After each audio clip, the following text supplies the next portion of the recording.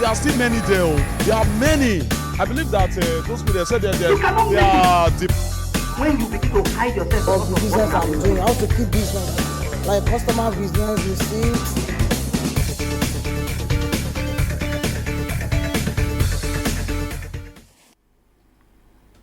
Hello and thank you for joining us on this episode of Talking Migration. I am Oyin Adekunle. Now they say slow and steady wins the race, and this statement perfectly captures the efforts and activities of the partnership between the Nigerian government, European Union and the International Organization for Migration, IOM. Since the start of the Assisted Voluntary Repatriation Program, 12,974 Nigerians have been returned to the country. On the 65th chartered flight, 132 persons were brought back, comprising of 117 adults, 5 children and 10 infants. A press conference was held during the reception by representatives of the EU, IOM and other government agencies to give a brief on the level of work done so far, as well as plans for the future. The details are contained in this next report. Libya remains a major transit point for mostly sub-Saharan African migrants hoping to reach Europe. In the North African country, the migrants face horrifying experiences which have ultimately led to some of their deaths. And for others who are lucky not to suffer the same fate, they end up spending unwarranted imprisonment in detention camps. In April 2017, a 3-year joint initiative was launched by the federal government and the IOM, with funding worth millions of euros from the European Union to facilitate the return of Nigerian migrants from Libya. The arrival of these migrants, 132 in all, is the 65th chartered flight born out of that assisted voluntary repatriation program. Head of the EU delegation to Nigeria and ECOWAS says he is delighted with the progress of the initiative and also appreciates all partners for their support, while hammering on the need to address the root causes of irregular migration. There's no silver bullet solution on how to address something as complex as migration. So believing that paying, for instance, some money upon return would be a solution to everything, we would be fooling ourselves. But the particular people that we have been assisting freely and voluntarily in humanitarian manner coming back to Nigeria together with IOM receive a rather small but still important support of 100 euros each. On their own part, the representatives of the National Agency for the Prohibition of Trafficking in Persons, NAPTIP, and the National Commission for Refugees, Migrants and IDPs speak on some of the awareness-raising efforts the agencies are undertaking to combat the scourge. We have earmarked students because they are most prone to these dangerous journeys. We go from camp to camp, NYSC camp, talking to coppers. Because at that level, they are very prone to irregular trips. When they finish their youth service, they are looking for better life, they can travel anywhere. We are telling them, trafficking is evil. Trafficking has come back now. Slave trade before has come back in the form of human trafficking. People are trafficked, and the result is terrible. We have a center that is run by the National Commission, the first of its kind in this country, where we have returning migrants that come in and they stay for a period of 90 days in that center. And they're well taken care of. They're given psychosocial therapy, all necessary, all necessary protocols and all necessary things are done to ensure that when these people come back, they're given that humaneness and dignity which they have lacked on their way back home. Representative of the IOM, Abraham Tamarat, explains how the agency identifies stranded migrants and how the returns are carried out. The Nigerian embassy in Libya and other partners on the ground, where they identify migrants stranded in different locations, including inside detention centers, where who would be informed of the possibility for them to voluntarily return back home.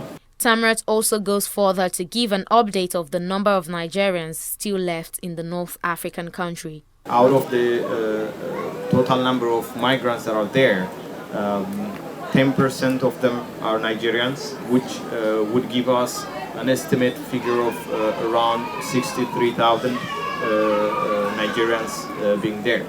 Upon arrival, IOM and various government and private partners provide reintegration support as well as business management skills training for most of the migrants to assist them in re-establishing their lives, thereby contributing to the growth and development of their respective societies. Oyin Adekunle, TV360, Nigeria. In a similar vein, the Nigerian police force has appointed a commissioner to head its operations against human trafficking and smuggling. Acting Inspector General of Police Mohammed Adamu, while speaking at the opening of the International Police Workshop on Countering Trafficking, said the upgrade on the anti-human trafficking section of the force was born out of the critical national security and developmental implication of the scourge. Recently, the Nigerian police raised the bar by upgrading the anti-human trafficking section of the force with the appointment of a commissioner of police to head the section. In addition to this, the police have over the years remained faithful to the interagency framework of seconding police officers to NAPTIC to support and enhance their investigative and operational capacities towards attending their anti-human trafficking mandate.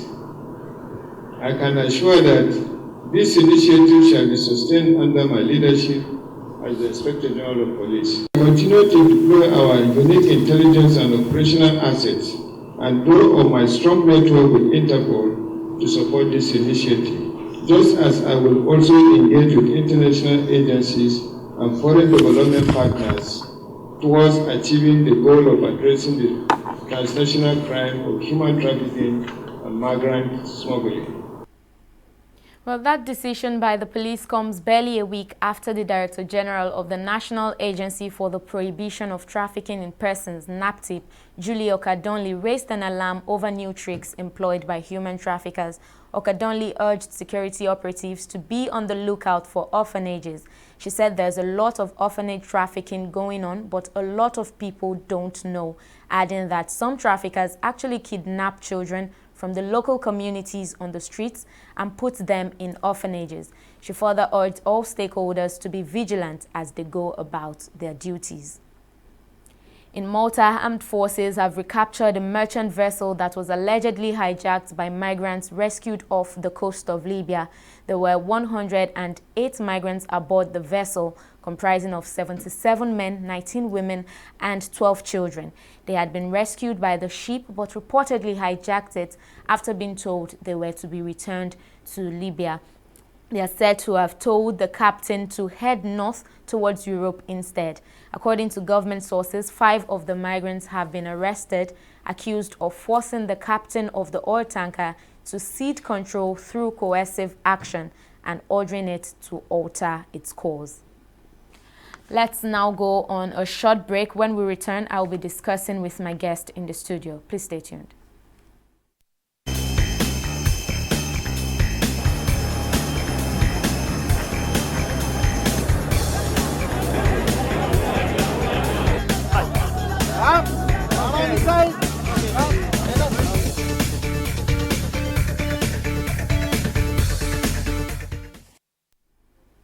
You're welcome back. My guest on this episode of the program is Odafe Emefiena, an advocate for regular migration. Is joining me to talk about the threats and challenges of irregular migration. First of all, let me ask you, Odafe, about this latest return, 132 Nigerians from Libya, and this makes it a total of over 12, nearly 13,000. What do you make of this repatriation? What's your personal opinion of the repatriation exercise? Well, I would say it's unfortunate and it's alarming, the rate of our youths out there traveling in the Mediterranean and in the deserts, risking their lives.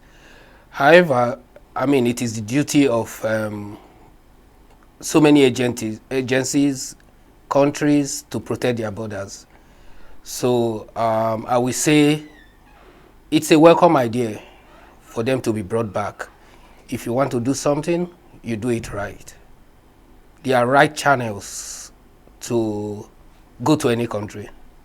Every country, even if you want to come to Nigeria, there is a channel you go through. You don't just walk into the country. And to the best of my knowledge, we are not at war here in Nigeria. That, you know, we know the economic situation is hard, it's difficult, but people are still surviving. So repatriation, when you do it the wrong way, it's expected. No, I found somewhere recently that leaving the country is the Nigerian dream. It's really sad, but it's the reality. It's what we see. What you make of this whole situation? People, a lot of young people want to leave the country at all cost. Well, on the other side of the Atlantic, or I would say abroad, I mean, it's not El Dorado at the end of the day, but we need to change our orientation. We need to, back in the days, during my parents, they schooled in the UK, but the trend there was you go to school, you come back. Nothing keeps you back abroad after you finish your education, you come back. But the trend now is everybody wants to leave. Which is not, I mean, it's not a bad dream to, you know, for anybody to want to dream. Yeah, but not doing it the right way, the repercussion is very heavy. You may lose your life, and you may be repatriated, and you know. So the trend, our youths, most of them are being deceived into this trade. When I mean deceived, there are a lot of, we call them trolleys, agents promising you heaven on earth. I will take you to Malaysia, I will take you to Dubai. And we have seen these people return and they've told us horrible stories of rape, detention against your will. You are working for someone, you cannot leave the compound for years, months. You are maltreated. You maybe even be killed and nobody will know. So we have to keep educating the youths through every means. And this also, I will encourage our parents, because apart from school and churches and other avenues, social media and other avenues, I think parents should also be on top of this. Yeah, because I was going to come to that it almost looks, there's a lot of pressure.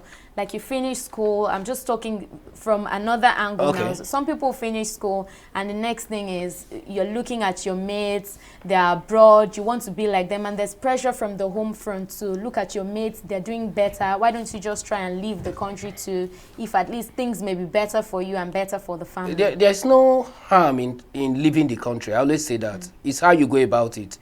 When I graduated, I have friends who traveled immediately, either because their parents were already US citizens and they had to leave. That is a straightforward journey.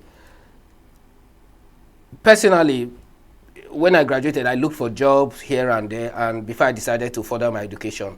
So, like I always say, it's how you go about it. It's not because Mr. A migrated. You don't know that person's story. The person may have been dating somebody, a spouse who left, and you know, everybody have their unique story, how they migrated. It could be via education.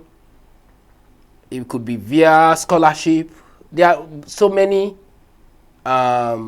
ways to leave the country legitimately, other than the other way around. So what we're fighting for now is the other way around. Do it the right way. Don't just carry your bag because, oh, Dele left and he's making it. you don't know his story. And even if he had done it the underground way and he succeeded,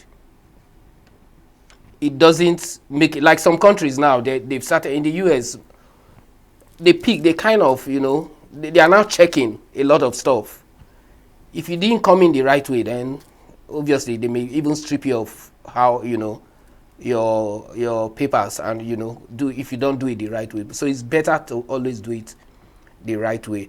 It doesn't matter if Mr. A, we also need to educate our parents. Those pressures are uncalled for.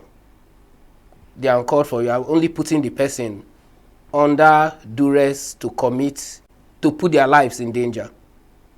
Because at that point, you find out that if anyone, they will start looking for links. Oh, who can take me abroad? That's where they fall into, and they tell you, you find out that someone with a first degree here in Nigeria, you find out that someone on the streets without education will even deceive the person, take money from the person because of desperation.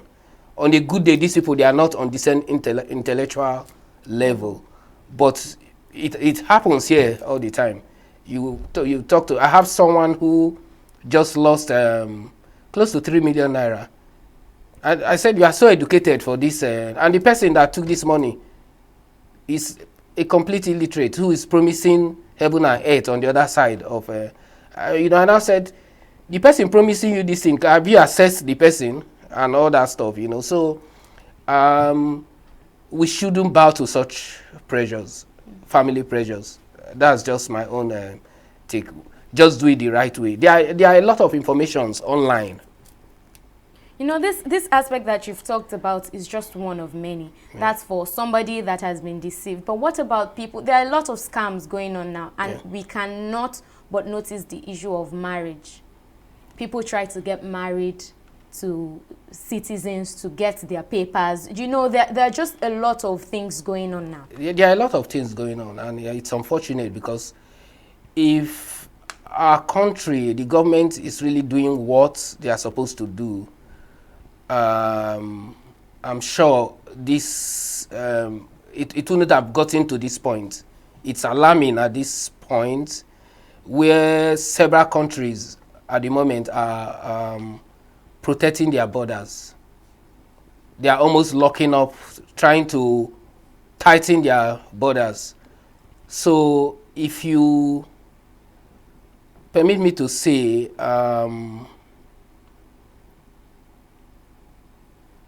doing it the right way is just the best way. The best way. When we come to marriage, there are a lot of scams going on online, either for the purpose of migration or for the purpose of extortion. We have seen the so-called Yahoo boys who do dating scams, take money from innocent citizens of other countries and all that. So we have seen the ones, because these things, they have what I call after effect. You meet someone online or whatever, your motive is for the papers. You already know this person is 30 years older than you are, 40 years older than you are, male or female. You started. So by the time you get there, you are now seeing that it's not what it is. You are looking for a way out.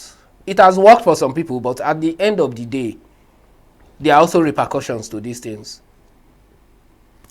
It can be violence. The other party may react. There are people are being killed for such actions of deceit, So the best way is,